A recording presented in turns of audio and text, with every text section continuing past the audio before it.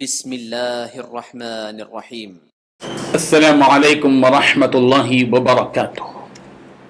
إن الحمد لله نحمده ونستعينه ونستغفره ونستهديه والصلاة والسلام على أشرف الأنبياء والمرسلين محمد وآله وصحبه أجمعين. أما بعد. حاضرین و ناظرین، یہ 10 نمبر 1445 ہے اور آج سورۃ الفرقان کی 3 آیتوں کی تلاوت اور تشریح کی جائے گی. آیت نمبر 45، 46 اور 47، 45، 46 and 47. چلیے سب سے پہلے ہم ان 3 آیتوں کی تلاوت کرتے ہیں، لفظی ترجمے اور ترجمے کے بعد تشریح کرتے ہیں. اعوذ باللہ من الشیطان الرجیم، بسم اللہ الرحمن الرحیم.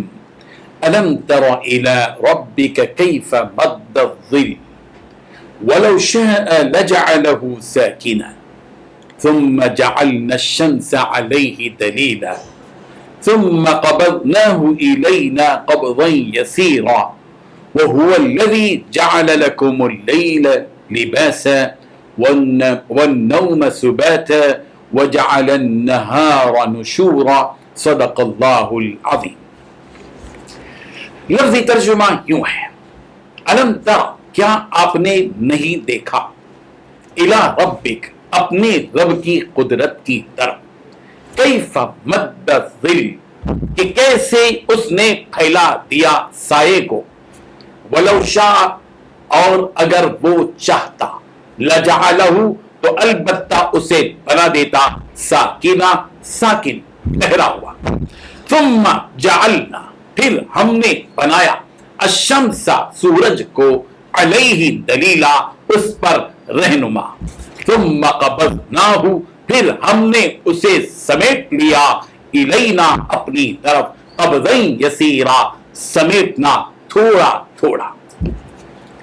وہو الذی، اور وہی ہے اللہ جس نے، جعل لکم، تمہارے لیے بنایا، اللیل لباسا، رات کو لباس، والنوم سباتا، اور نیند کو ذریعہ آرام، وجعل، اور اس نے بنایا، النہار، دن کو، نشورا، اٹھ کھڑے ہونے کا وقت. ترجمہ یوں ہے: بلکہ تم نے اپنے رب کی قدرت کو نہیں دیکھا کہ وہ سائے کو کس طرح دراز کر کے پھیلا دیتا ہے، اور اگر وہ چاہتا تو اس کو بے حرکت ٹھہرا رکھتا، پھر سورج کو اس کا رہنما بنا دیتا ہے، پھر ہم اس کو آہستہ آہستہ اپنی طرف سمیٹ لیتے ہیں. اور وہی تو ہے اللہ جس نے تمہارے لیے رات کو پردہ اور نیند کو آرام بنایا اور ان کو کھڑے ہونے کا وقت ٹھہرایا.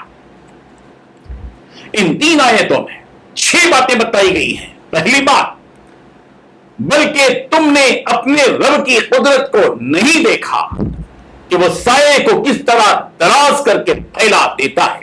دوسری بات، اگر وہ چاہتا تو اس سائے کو بے حرکت ٹھہرائے رکھتا. تیسری بات، پھر سورج کو اس کا رہنما بنا دیتا ہے. چوتھی بات، پھر ہم اس کو آہستہ آہستہ اپنی طرف سمیٹ لیتے ہیں. پانچویں بات، وہی تو ہے اللہ جس نے تمہارے لیے رات کو پردہ اور نیند کو آرام بنا دیا. چھٹی بات، ان کو اٹھ کھڑے ہونے کا وقت ٹھہرایا. بزرگان محترم، ہم صبح و شام دیکھتے ہیں کہ جب سورج طلوع ہوتا ہے تو ہر چیز کا سایہ بہت لمبا ہوتا ہے، بہت لمبا. پھر اس کے بعد یہ سایہ جیسے جیسے سورج اوپر کی طرف آتا ہے ویسے ویسے یہ سایہ ہر چیز کا گھٹنے لگتا ہے، یہاں تک کہ جب سورج زوال پر پہنچتا ہے، ٹھیک اوپر پہنچتا ہے، تو گویا کہ سایہ ہی ختم ہو جاتا ہے.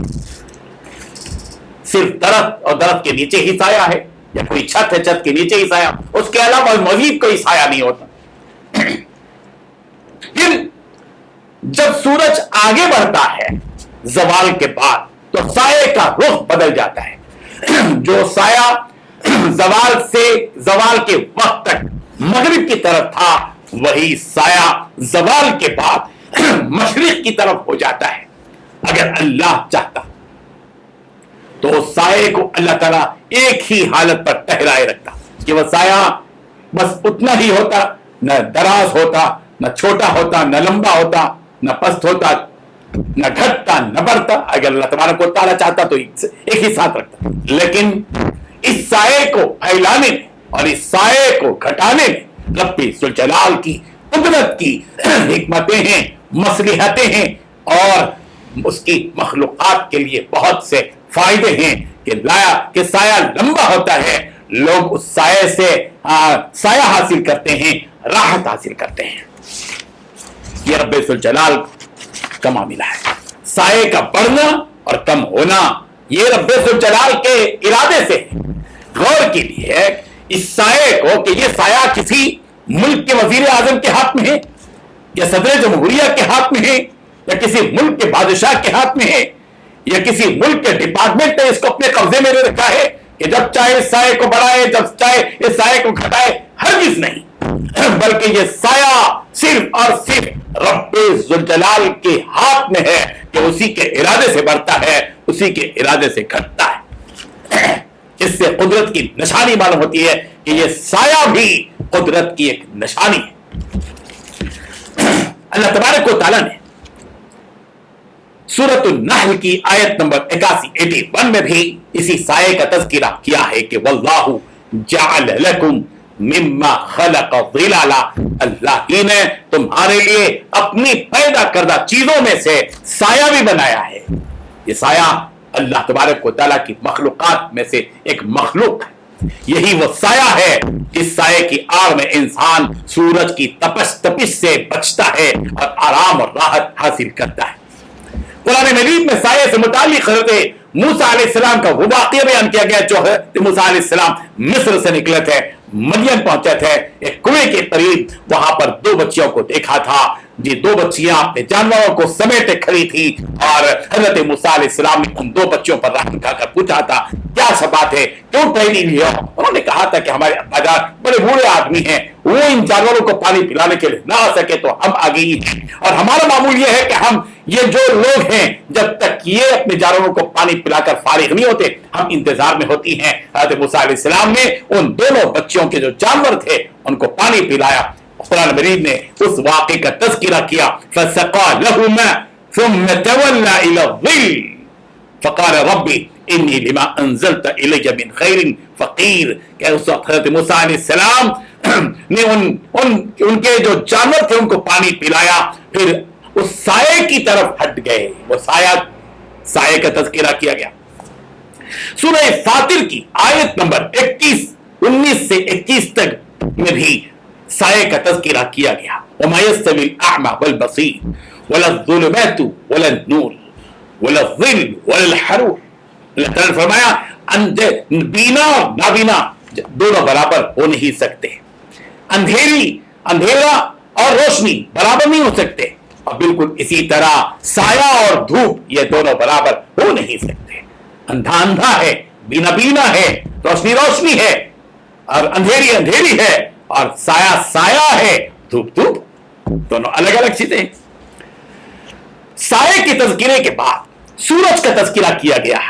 ثم جعلنا الشمس علیہ دلیلا، پھر ہم نے سورج کو اس پر علامت مقرر کیا، دلیل بنایا، رہنما بنایا. اس کا مطلب یہ ہے کہ اللہ تبارک و تعالیٰ نے سورج کے طلوع کو علامت قرار دیا سائے کے وجود پر، اس لیے کہ اگر سورج طلوع ہی نہ ہوتا تو سائے کا علم ہی نہ ہوتا.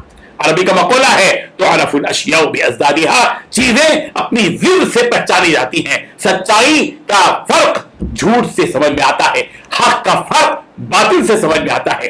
بالکل اسی طرح سائے کی پہچان سورج کے طلوع ہونے ہی سے ہوتی ہے.